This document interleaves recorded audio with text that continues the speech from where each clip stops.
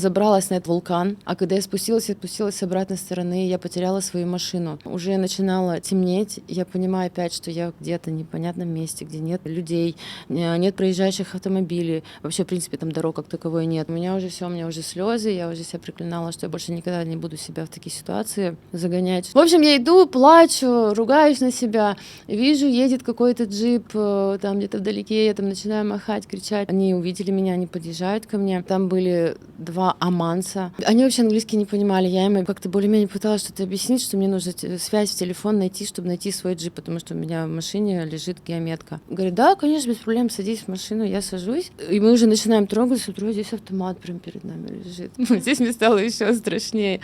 Я же понимала, ну окей, а куда уже, ну а что, куда уже деваться уже? Автомат уже здесь, мы уже едем, но никого нет, что мне из машины выпрыгивать, но они же догонят меня, если действительно что-то хотят со мной сделать. Довезли меня, в итоге мы нашли интернет, я нашла свою машину, все хорошо, то есть такая ситуация была.